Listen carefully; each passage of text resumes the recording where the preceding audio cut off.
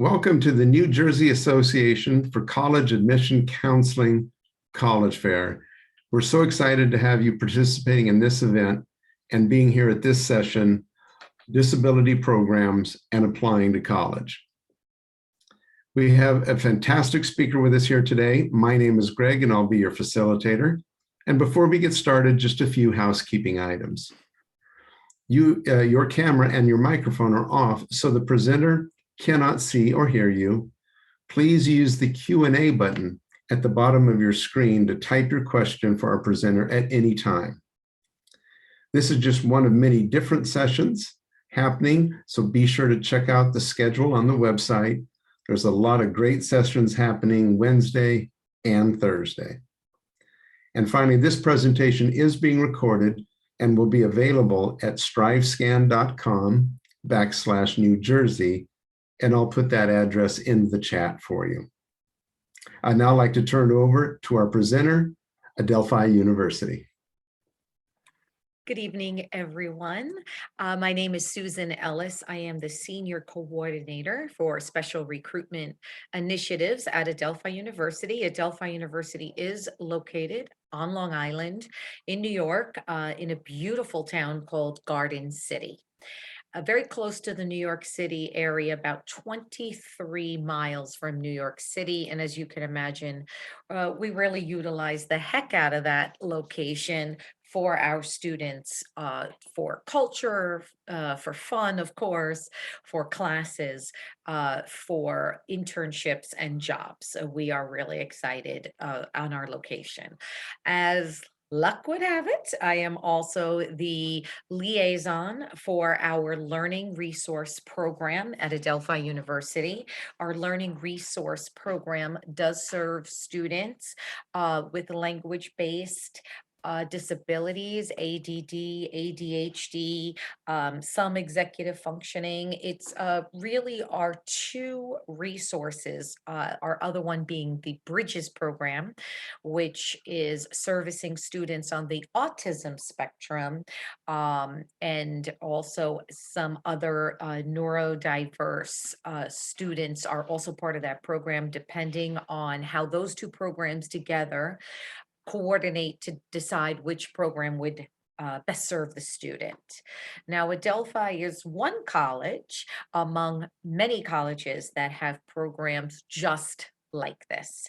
So we are not the only game in town, but we are very well known for our two programs. And I've sat on many panels where parents and families and counselors have said that we always come out super on top for these programs to assist our neurodiverse students.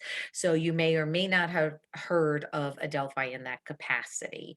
And as you know, there are schools, and you can Google easily to find a list, or you can consult with your college counselors. And I know, of course, there's always somebody waiting in the background to coach you or help you out with more specific information, of course, though, for a fee.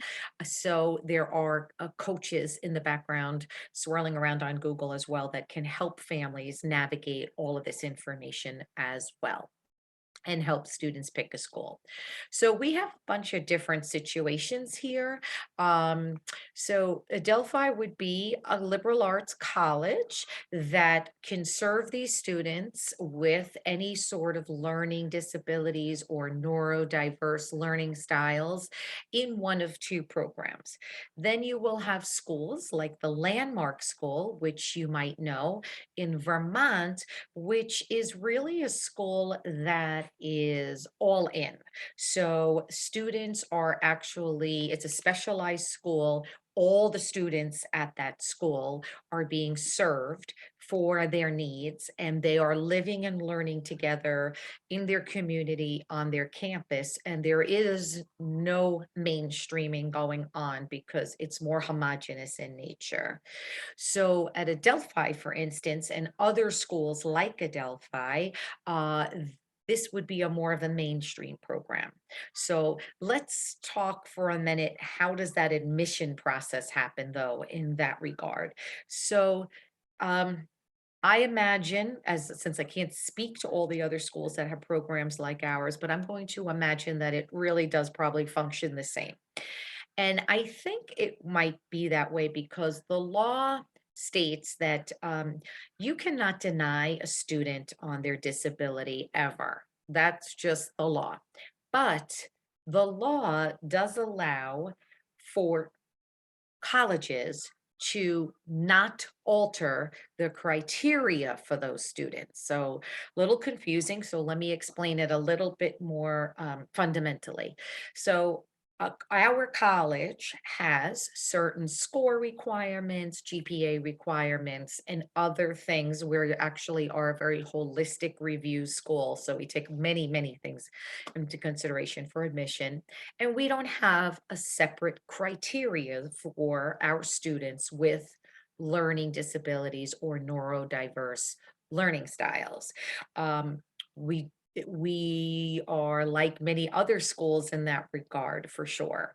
And the law doesn't require that we have special requirements. So we skirt around this a bit by allowing our learning resource program to override an admissions decision.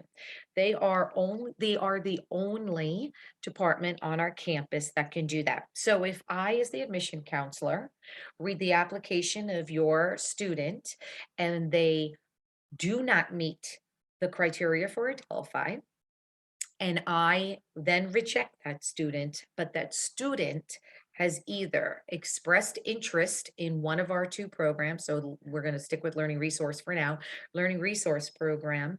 I would, and this is really easy for me because I'm the liaison, so I'm always connected to them. I would check in with learning resource program because before sending that denial letter to the student, I would find out that they were already in contact with the learning resource program. They have an interview, a special application. They need to see all of your documentation, and we're going to talk about that as well. There's so many moving parts to this, and there's so many moving parts to the process on a good day, and then you add these students and these programs, and then it becomes even more work for you. So what I wanted to let you know was now I have rejected your student, but you and your student have been working with our learning resource program director. So we would have a discussion. And as long as the learning resource director and her team felt that your student could be successful on our campus while utilizing and being a part of their program, we would, upon their recommendation, reverse the decision. And that means that then we would accept your student based on the fact that they were going to be a part of the learning resource program and have their full-time support. And there are different support systems on campuses. So you have the support that all students can get for free. This would be the Student Access Office. The Student Access Office is an office that came out of the ADA, the American Disabilities Act. And this office is for anyone and everyone that needs particular things to be successful. So on our campus, we have students in wheelchairs, we have students who need note takers. We have students who would need technology of because they maybe with their hearing. We have blind students, so sight, and there is a lot of assistive technology for students, and it's free and you're right under the ADA to be able to visit with the Student Access Office and get your needs met. Then every campus, more than likely, will have the usual services for all students, which would be a reading lab, a writing lab, the research assistant in the library. For larger universities and colleges, you might have the TAs, those upperclassmen in graduate school, or seniors on the undergraduate side that are assisting students with certain things. So there might be that real science kid on that pre-med track who's helping in the lab tutor students who are struggling. And then, of course, they're all supervised by professionals and everything else that goes along with that. So that's for everybody. And all students are welcome to that. But then you have these programs like learning resources, and Bridges is what we call our program for our students who are with the on the autism spectrum diagnosis. These are different. First of all, these are fee-based programs. So whether you go to a mainstream school like ours, you're going to pay your college tuition, your room and board if you're living there, and then you're going to have these fee-based programs. The good news is that although these programs, these support programs can be expensive, it is when you apply for financial aid factored in. So you will, when you're applying for financial aid, that tuition is going to look inflated because it will have put in there the additional fees for this program. So let me give a real life example. Delphi's programs probably run about $9,000 so for the year, and then some students will use it all 4 years, some students use it for just 1 or 2, or they don't come in thinking they want it or need it and then they pick it up later.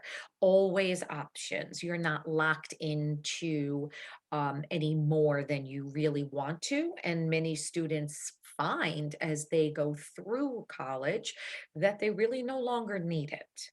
So they may not, then you wouldn't be charged, obviously, because it's a yearly fee. Now, those services aren't just about tutoring your student. Those services will often meet the needs of social wellness, your educational needs, I hope I said social, I might have said that already, and your vocational, so helping you get jobs and internships. For instance, our Bridges program is very connected to JetBlue and some other very large companies, and part of their program is to assist students with internships and job placement. So that's also part of that fee. This is really good because we've found that especially our Bridges students, the ones who have that autism spectrum diagnosis, they need somebody to help them with more than just their educational needs. They need to help those students connect to the campus. They need to help those students become part of the socialization of the campus. So all those clubs and activities, maybe even a fraternity or sorority if the student is interested. And we do have peers we call them our campus allies, and they will help the students connect themselves to the campus. And a lot of times people will ask a question, well, who knows my student is in one of these programs?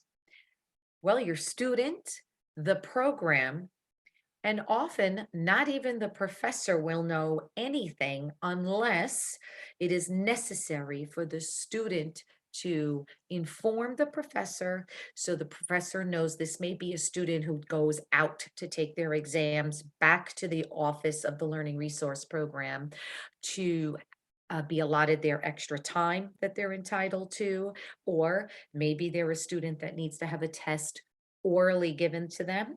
So they're going to go out and back to the office for that. And again, that is something that the student will deal with themselves in conjunction with their counselors from the learning resource program. And it's on the student to make sure that they are not only utilizing the whole entire part of the program, but informing their professors what they have, so they are always getting what they need. And it really does come down to need. Everybody needs something different. So these programs are very tailor-made to each student individually. So I wrote down a couple of things that many times students will be a part of. So it's that structured support. It could be one-on-one. It could be in a small group, so maybe 2, 3, 4 students together with possibly the math tutor to help them with a subject area that they all happen to be studying at that time. There are very specific services that that student will get based on what that student needs, and those would be individuals. They would have sessions with their social worker. It could be the writing tutor. It could be their course planning time. So now they're getting ready to go to the next semester. So we're in fall. So now, right now, we started already. I mean, 5 minutes after the students come to campus for fall, we feel like we're already planning for spring. So we will have the students work to get the very best schedule that fits their needs as well, because they might not be morning people. They might not need a particular class and a particular level of class at that time. Maybe they need it another the next fall. So their course planning is very important to them because we want balance and we want them to be successful. So if your student wants to study or science, is a science major, and this time around they may have a physics class with a physics lab, which is super difficult, then what will happen is we might decide now's not a good time to have that student also in an organic chemistry class or in a calculus BC class, because that would be way too much of a load for that student to handle, and it can be available another semester. Also, we have, and other schools also may or may not have, a transitional summer program. So we chose to implement a few years ago a summer transitional program.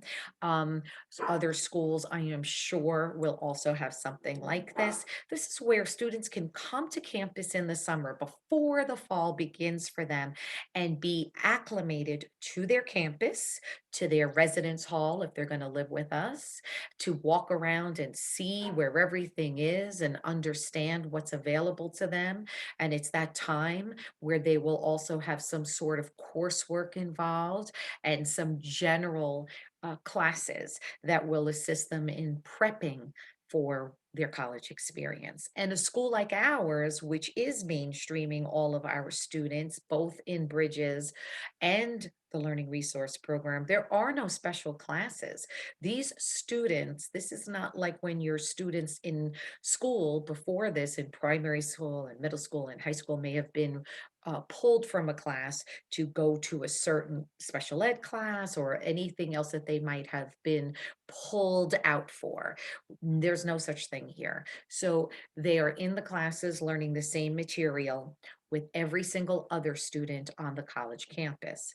But now, if you choose a specialized school like Landmark or some of these other schools like Landmark, now this school is set up for all of the students with their styles to be taught in a different manner and at a different pace. So it's really up to you. And like Landmark is a school that where students are living and learning in that community. Like I said, in Vermont, it's a small campus and small classes, but there are universities that are mainstreaming students that also have small classes. So at Adelphi, you'll never find a student really over 20 in a class. So, 20 in a college class with a professor is very small. And we always tell the kids, if you don't want to be known by your first name, and if you want to hide in the back and never get called on, we're not the place for you, because we do have small classes. So that's a great example of a mainstream college that may really work for your student, knowing that there is no lecture hall of 350 and knowing that the student will actually be known by the professor and has that relationship to do really well. And all students would benefit from that, of course. Um, Also, we have sometimes found that our students might take longer to graduate. So I know that might be a concern for families where will or won't my student graduate in 4 years. Now, at our program, we do have those numbers. We know who's going to graduate 4 years, how long it might take them, maybe 5 or 6 to graduate. It depends. On each individual student. So if that's a concern, you're going to want to speak to that college that your student will attend and say, what is that? What is the graduation rate? What is that 6 year or 4 year rate for students like mine? Also, we have found that many students reveal their learning styles or their neurodiversity, or we really are moving away from the word disability. I know a lot, but for some reason it's still everywhere out there. But students reveal in their college essays many things about themselves as well. And there's always that question, should we or shouldn't we? And I say we because I have two kids myself that I sent to college. And let's face it, it really wasn't just their process, it was all of our process. And when they wrote the essay, we sort of all wrote the essay, right? Because we all read it and we all gave our opinions. We all hopefully helped them edit, but didn't choose or write the essay for them. So when I say we, I mean the collective unit of your family or whoever is would be your college counselor or whoever you're consulting with. And do we or don't we? So yes, it's really not my job as a college counselor when I read an essay to be judgmental or to look at a student who reveals something very personal. And we have had extremely, especially more in the last 2 3 years than ever, students reveal many things to us in their college essays. And we will, if we do have a hesitation in accepting a student, and we have picked up on the fact that the student from their essay said that they had a specific diagnosis, we might, depending on the entire application, introduce the student to the support systems on the campus for them to check it out. Because as I originally said, when we first came on this webinar together, is that that department has the right and has the ability to override the admission decision. So we really, the goal is always to accept a student. Believe it or not, we actually feel awful when we don't accept a student. And of course we have criteria and we can't take everybody. If we have 1,300 seats and 30,000 applications, we can't take everybody. But students who do reveal this do so on their own accord. And it is one of the number one questions that I will get when I visit a high school, and a phone call that will come into the office many times in the admissions office. Should I tell you or shouldn't I tell you?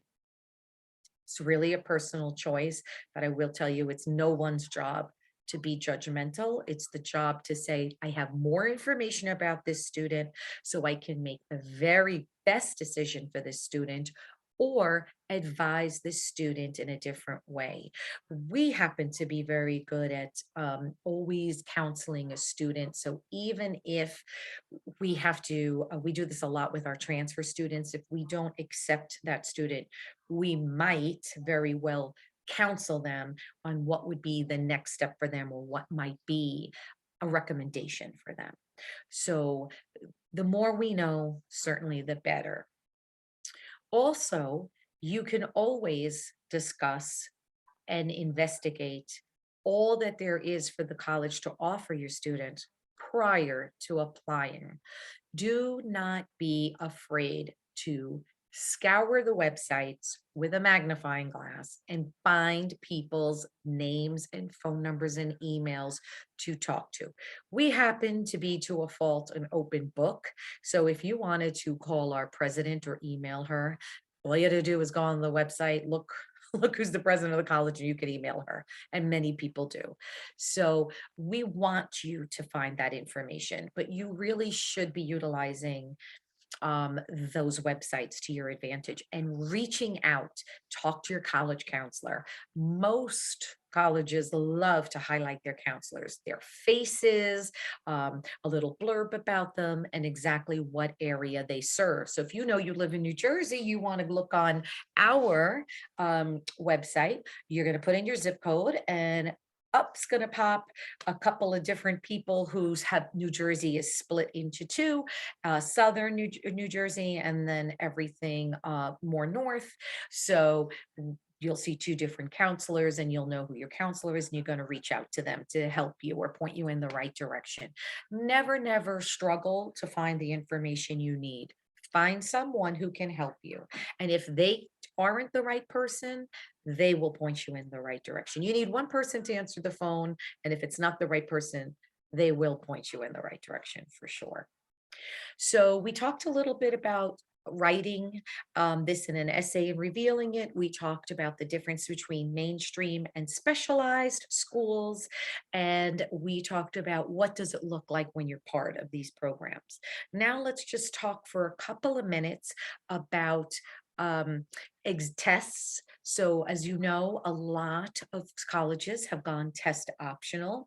This actually has been extremely helpful for many students, regardless of their status with IEPs or anything else, because the profile of a student often will be they're great students academically, can't take a test, a standardized test, save their lives.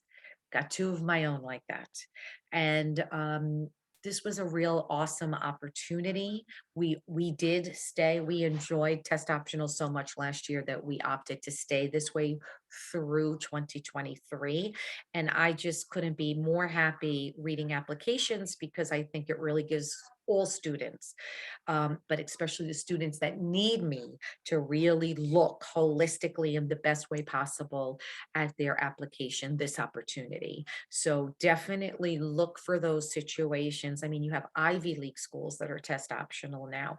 So, you know, if you feel that the student that you have in your home really would benefit from leaving those test scores out, do it. Scholarships have been adjusted to still allow for all students to get the same type of scholarship, regardless of scores versus not scores. Otherwise, it would be a very unfair and unethical process. So you don't need to worry about that, because scholarships, I know free money is important to everyone. So definitely you might want to think about taking advantage of those test optional schools for your student. And most campuses will have general courses for all students on time management, organization, planning, and then these specialized programs, in addition, will help your student get even more of that, which often they need even more. So they will get that. There are two things that I wanted to finish up with, touch upon, and then I wanted you guys to go ahead and utilize the Q&A to ask any questions that you may have, or possibly prompt me to think of something to say that I might have left out. So one of the things I wanted to talk about was your services.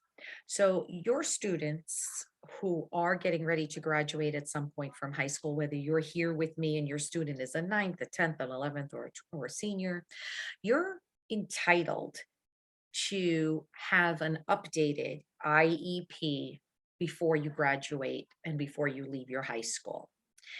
You're going to want to seriously take advantage of this. You're going to want to push and push until you get your way to get updated information on your student, because an IEP does not transfer to a college. An IEP ends when your student leaves high school. But before anybody panics because I said that, it is those IEPs and any of those other documentations that you have that the college is going to want to see. Most of the time, the college will want 3 years, no later than 3 years. We will sometimes go, or more often than not, we will take 5 years ago information.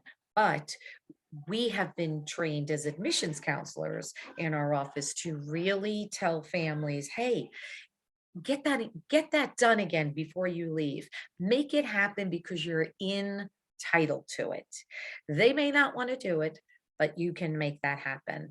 Otherwise, if a college was to assess your students' documentation as part of the application process for one of their specialized programs, that's going to be a very uh, expensive time and moment for you when you have to go to get a psych eval or any of these other evaluations that they're going to want more current. That's why they tell us to let you know that you should be trying to get information before you leave. And we actually will, unfortunately, we have a really long waiting list currently, like 6 months, but we actually offer on our campus, and as I imagine many other colleges might as well, we offer updated for a nominal fee. So we will assess your student if we feel it's necessary. There is a charge, but it's very nominal. If you were to use outside consultants on this or outside doctors and things like that, that stuff is going to, that thing, sorry, my daughter just dropped something. That will be very expensive, just so you know. Lastly, I did want to talk quickly about college majors, how to decide what college majors for your students. College majors, regardless of the type of student you have, should be about passion and certainly should be about success. Students should be successful and passionate about what they want to study. It's important for all students because the happier they are, the better they do. And that holds true for really any type of student.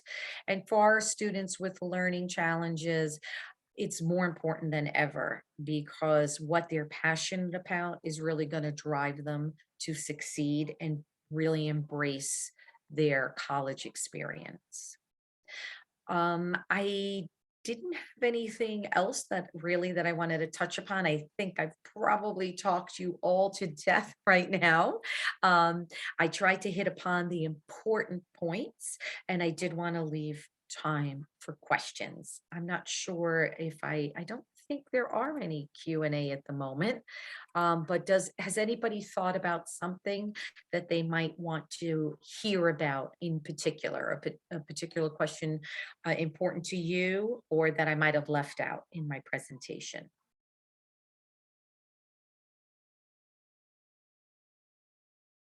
Give you guys some time to type that.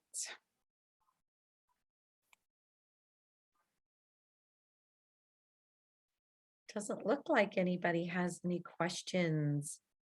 I always get nervous. Does that mean I did such a great job and hit all the points? Or uh, does no one just want to engage with me? I'm not that scary, I swear. Does anybody have a question about our programs? I can talk in depth to that. My dogs always make sure that they should bark when I'm on Zoom. It's been a long 2 years on Zoom with 3 dogs in a house barking. So what can I answer for anybody? Nothing at all? Is there any topic that you'd love to also address? Anything? Oh, thank you for saying that it was helpful. I appreciate that. I tried to break it down into things I thought you might be very important to you. Is there anybody who is in the process with their student right now applying to college? Anybody that might actually offer something insightful to the whole group that I either don't know or that I forgot to share? So if anybody has a senior right now and might have something really insightful to offer the whole group, I would love if you would share that. I'm sorry that we can't see each other and hear you, but if you could put that in, I'd love to read it. Oh my gosh, such a great question. If you don't need all available resources, is the fee still $9,000? And thanks for a great presentation. Thank you. That makes me feel better. It's been a very long day. I had jury duty today on top of work. So, the answer 2 years ago would have been yes. But now we actually, at our school, we actually changed it. So we had students that didn't originally come to us thinking that they wanted the services and then decided they could benefit from them. So they wanted only to come in the spring with in our learning resource program. So they were accepted. They struggled. They were like, yes, I should have done this. And because this happens a lot of students just are done with the whole learning resource room and program and being pulled out and everything else. They're just done with it. And they either think they're ready or they're just wiped out from that. So we actually just implemented last year or the year before where students could opt in for just a semester, or they could opt into some of the services that they needed and not all of them. And yes, they readjusted the price. And that was very generous and special of our program director to do. But it actually, in the end, lightened the load for the program as well, because why give a student something they don't need and just focus on the students that need that something. So yes, in our case, we are doing that. I couldn't speak to other campuses. I'm so sorry about that.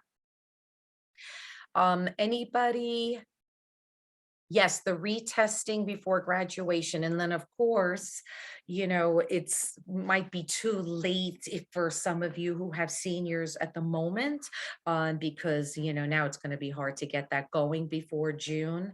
But if your IEPs and a lot of your information, you're going to have to check with each school that you're applying to. But I know that our director told me recently that we have really not held steady to the 3-year rule, that we've been letting students have 5 years information that is 5 years old. And if we felt that they only needed updated of one thing, we would tell the family. Let's see, we have some more questions.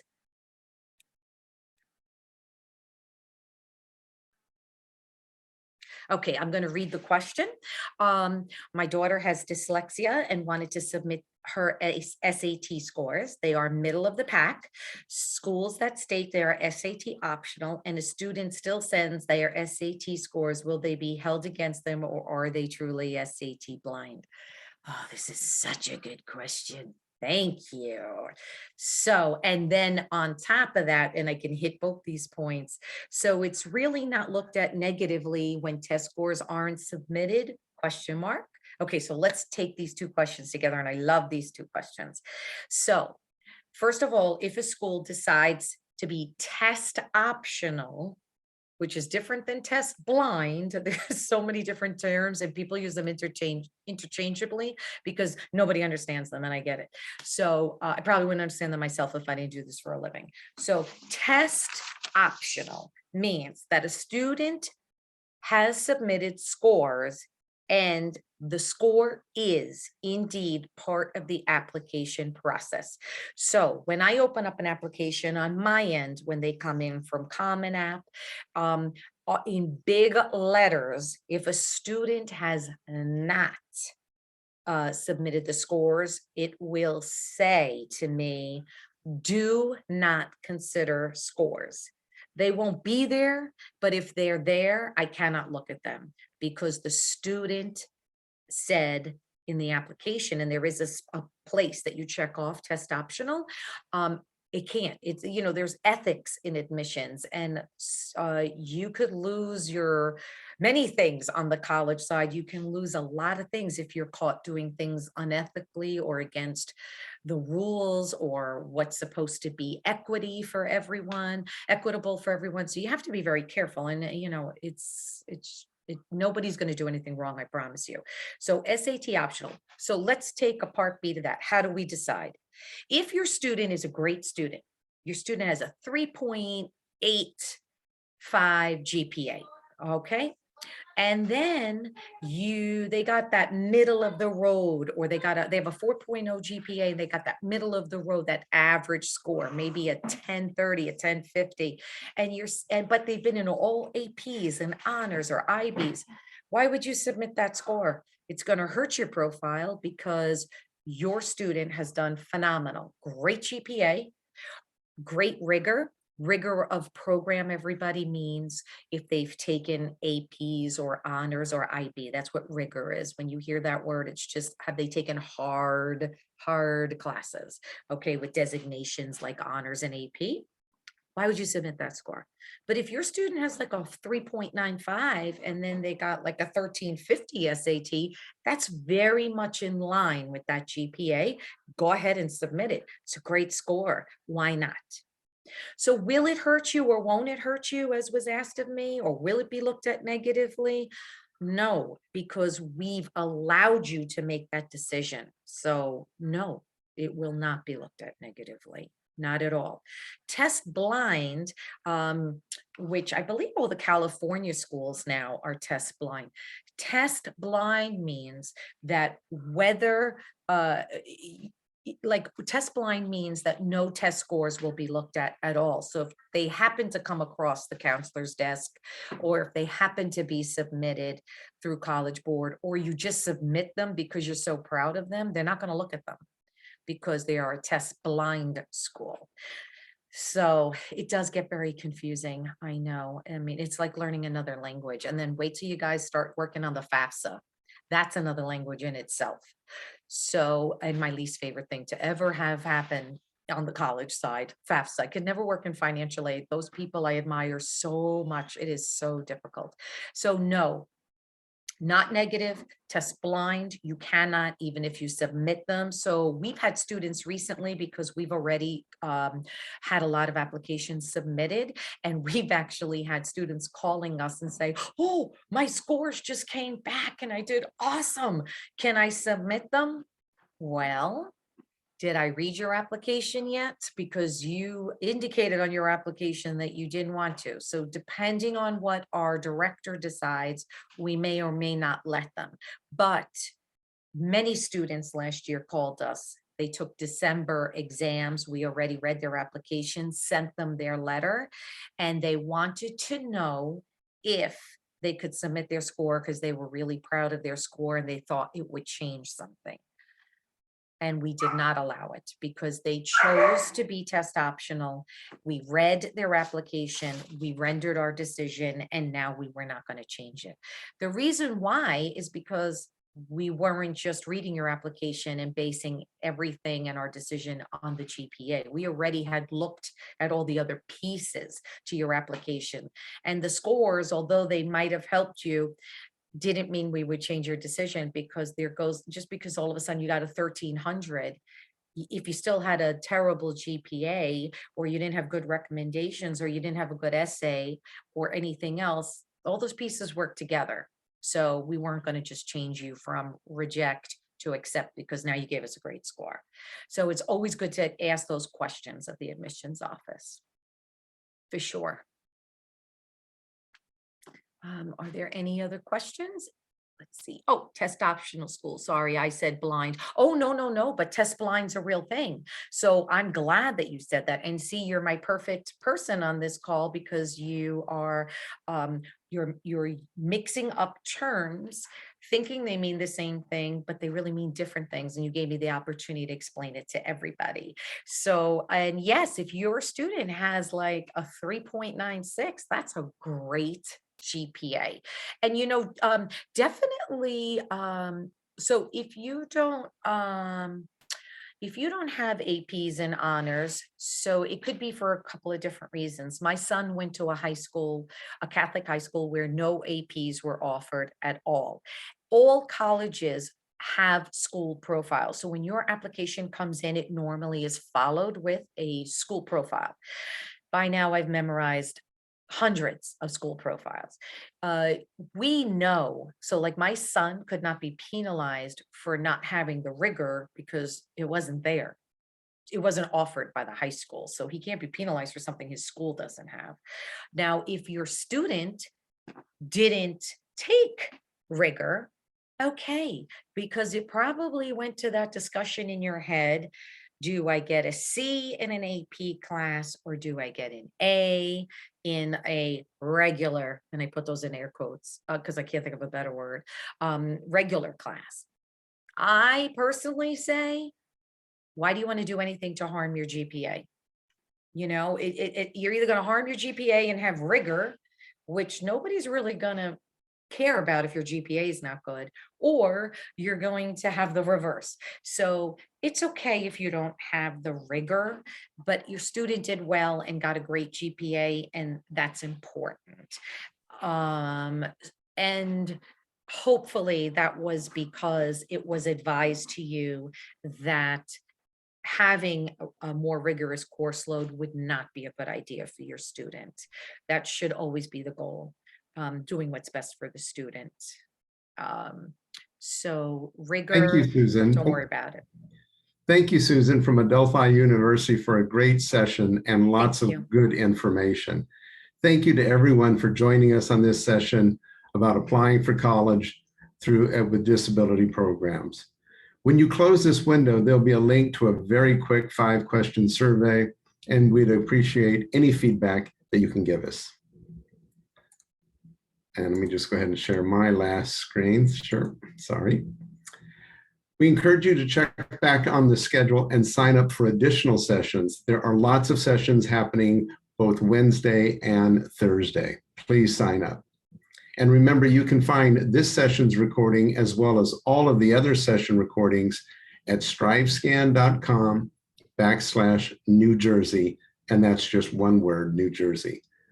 On behalf of everyone, thank you again and have a great evening.